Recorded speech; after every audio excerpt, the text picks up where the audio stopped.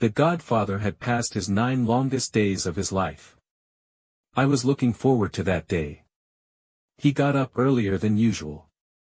Morning was only on the outside, because inside she was burning with the desire to be with her goddaughter again.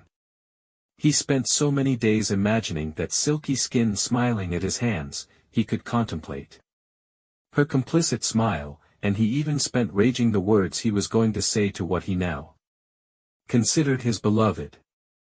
The godfather knew that although he was quite mature in age for many, he no longer had control over his heart, much less over his reason. The godfather did not understand what was happening to him, he himself did not understand himself. He felt as if he were an inexperienced boy, as if it were his first time. She also woke up early even though she didn't get up. He was thinking about what his godfather was doing. Since her husband was actually on the night shift, she was alone and that let her imagination run wild without worry.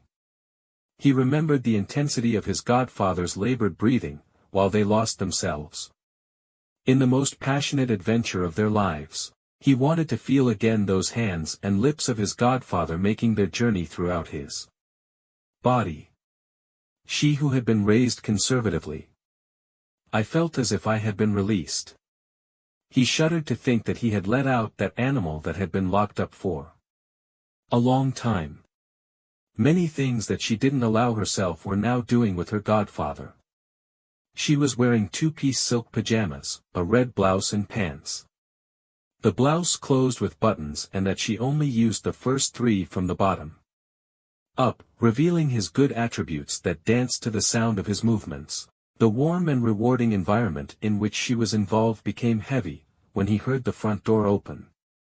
The sound of the keys was so loud that she assumed they had been thrown away. It was her husband returning from work. "I'm here," was heard saying in the room. She got up and adjusted her blouse well and went out to meet him. "You're just getting up?" her husband asked. "Yes, it's just that lately I haven't been able to fall asleep, but at dawn it dominates me and that's why I fell asleep. Do you remember that today is the 9 days of the godmother, right?" Her husband told her. "If I keep it very present. Now I take a nice bath to freshen up and it got me ready to go." "Surely you're not going?" "No, I can't go because I have to rest, you see that I am awake. Before we could sleep a little, but now that they've changed supervisors it's not the same. And we all have to be 100% awake." She made a sad face at him, although in her heart she was more than pleased and happy that he couldn't accompany her. "Well, then he prepared something for you and arranged for me to go accompany my godfather." Her husband sat down to watch television in the living room and fell asleep from exhaustion. She didn't want to wake him up and before bathing she went to her closet to choose the right clothes for the event. She chose a long-sleeved black dress, low-heeled shoes, a hat, and a scarf to wear around her neck. She decided not to wear jewelry, so there was no need to search through her jewelry box. The godfather was sitting facing the door. Every time she heard someone approach to enter her heart fluttered. Several friends and relatives were already present, but she had not yet arrived. The godfather began to think that the goddaughter would not arrive. In her mind she said to herself, "I think I was not satisfied and I wasn't enough for her. Because I don't see her anywhere and she should already be here. I remember that when he said goodbye his words were, 'We will gladly see you here, godfather.'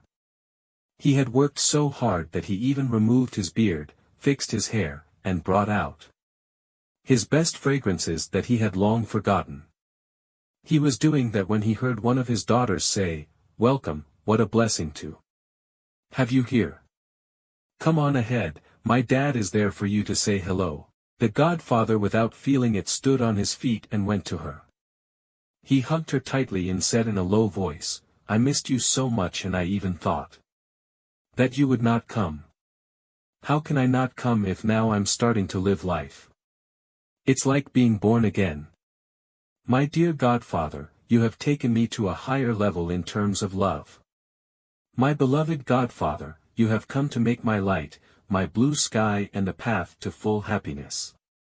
The godfather, without having made any effort, began to sweat.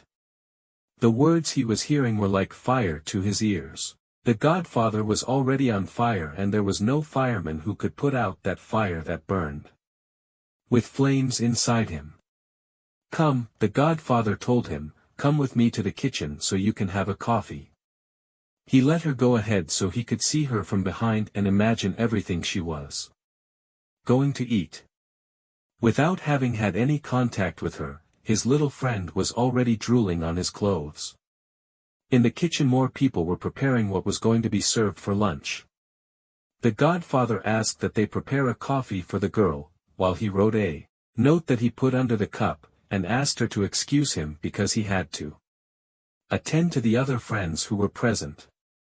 She raised the note and secretly read it and said, "My beloved and beautiful goddaughter, I'm going to wait for you in that place that is now full of your smell.